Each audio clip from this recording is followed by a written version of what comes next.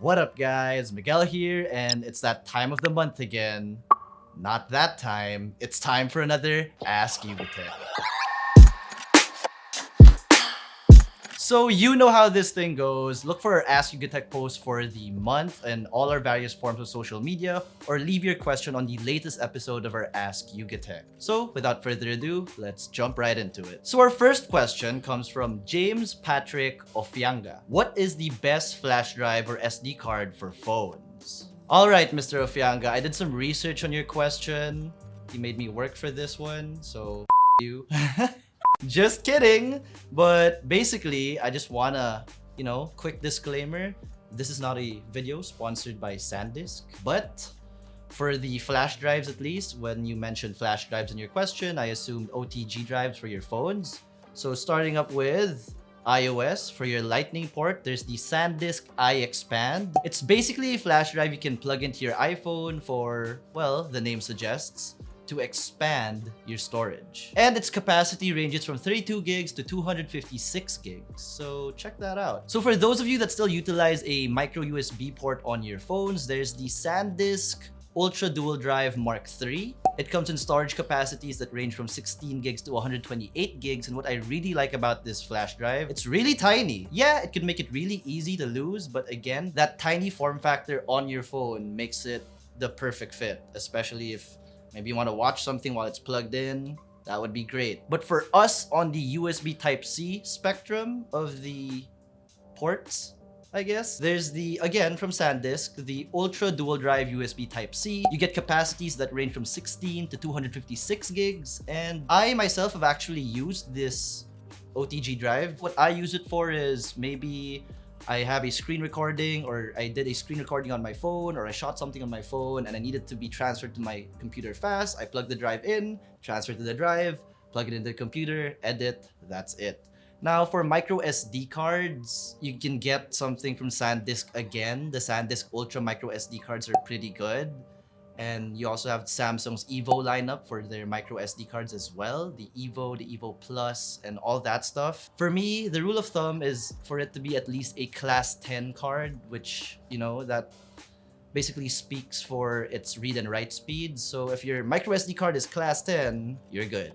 And our next question comes from John Ray Felen Jadarak Pakanya. What is the ratio of YugaTech employees who are using iOS compared to Android? And what are the YugaTech employees' main reasons as to why he or she picked that OS versus the competitor OS? Thanks and more power. Hashtag Ask YugaTech. Well, for this question, let's reel in Miss Ali Angeles over here. Hi, I'm Ali. She actually, at least for the video team, she's the only one in the video Who's team. using iPhone? Yeah, who's using iOS. No, RL used to. Yeah.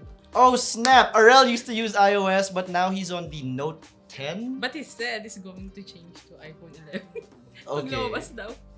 Why are you on iOS? What do you like on iOS compared... Actually, Ali used to be on Android. Yep, my entire life. And this was her first iPhone? Yes, it's an iPhone 10R. And I bought it last year, December, as a birthday gift for myself. She deserves it. And actually, matagal ko na talaga gusto magka-iPhone. Like, ever since first year high school. Why? Like, ever since iPhone 3GS. Because I really like the UI. And it's really fast. And it's simple. Just the way I want it. And I like the cameras. There we go. So, Ali prefers iOS because she likes the much simpler UI. It's faster. And because the cameras. Yes. And the cameras are really nice, to be honest. The I hardware agree. is really nice. Yeah. So, there you go. Hope we answered your question. It's I'm the Ali. only one who's using iOS now. Right now, for the time of this video. Yes. Who knows? Maybe I'll switch to iOS too. So this next question is from Boringog. He said, opinion on Harmony OS. Can it compete with Android and iOS? So, for those people who don't know what Harmony OS is, it's Huawei's own operating system.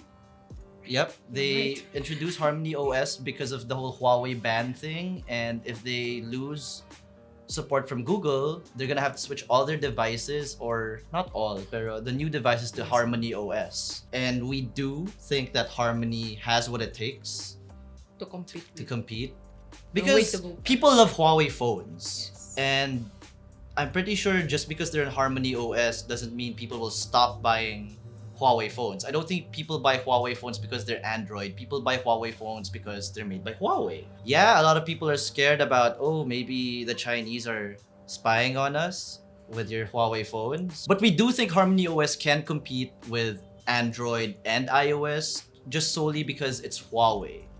And if Huawei users buy those Huawei phones with Harmony OS and they have no problem with it, then that's a good job. And it can, if it has all the functionality that Android has, that's an even better job. People won't even see the difference. I think they're ready na. Yeah, I think so too.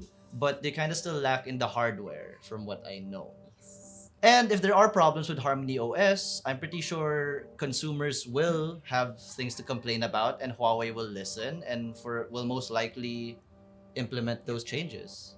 So yeah, I and you, We both agreed. we both agree that Harmony OS has what it takes to compete with Android and iOS. Our next question comes from Maeve Edward Castillo. What was the first smartphone you owned? Okay. You first. Okay. So I think from how I understand what a smartphone is, I think my first smartphone that was like kind of smart was the Kinda smart. was the Samsung Corby. Is that a smartphone? I think so. I mean, first of all, I actually liked it because it was at that time it was a touchscreen phone. Because who wouldn't want a touchscreen phone? Oh, what was nice about it was yung backplate. It could be Removable. replaced with different colors. So I got the yellow one and yet an extra white I know one pa. that. Actually, It's they good.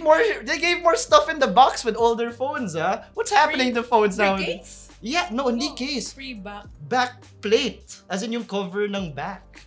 So that was pretty nice. As red accented pa nga yung camera. And now people are doing it now. You see smartphones with their holographic accented cameras. Ooh. Old, But it was so old small. news. Yeah, true. Yeah, it was so small. Phones have definitely gotten bigger. But yeah, I think my first smartphone was the Corby. And you? And my first smartphone would be Nokia N73. This phone, it's a really nice phone, and I liked it because the camera is so nice. It uses Carl Zeiss lens. So ever since pa naman, Yeah, Nokia's Nokia been- uses Carl Zeiss lens. Yeah. There you go. I hope you enjoyed our answer. So the next question is from Chad Martinez. He said, I have a 4-year-old vehicle alienating Android Auto. Now in the market to buy another one. So currently there's the Apple CarPlay option. What's in CarPlay that I might not know of that is an advantage to me compared to using an Android Auto?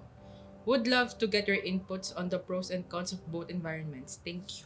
Okay, I'll flat out say it. Android Auto, Apple CarPlay, essentially no difference. Like, it's a assist to your vehicle, you know? It helps, it gives you navigation, it will play music for you. If you're an Android, get the Android Auto. If you're on an iPhone, get the Apple CarPlay. But if you can get a vehicle that supports both, so you don't have to think about it anymore, if whether or not you'll upgrade to an iPhone or just stick to an Android, get that. And our last question from Jezreel Denong. Does higher megapixel in phone cameras like 48, 64, or 108 megapixel mean the camera is better in terms of sharpness or quality? I guess in a way. Yeah, I mean, technically no, technically yes. Kasi it depends on the sensor used. Yeah. Rule of thumb, with higher megapixels, it means you're able to crop more into images. So it's the same logic as shooting something in 4K and exporting in 1080. So you have more room in the frame to work with. So you could reframe your shots in post. So that's what having a higher megapixel count means. But all of that will mean nothing if the actual sensor of the camera is complete garbage. So that was kind of the argument back in the day, where it's like, hey, my camera has more megapixels than yours. That means I take better photos. Yeah, but it doesn't have a nice sensor, so it's useless. Exactly. So there you go. And like I said, that was our last question for this episode of Ask YugaTech. If you have any more questions for the next episode, you guys know what to do. If you found this episode helpful and enjoyable, be sure to smack that like button. Subscribe to our YouTube channel and hit that bell icon so you get notified of future uploads. Be sure to visit yugatech.com for the latest tech news and reviews. Again, this has been Miguel. And I'm Ali. And we will see you in the next one.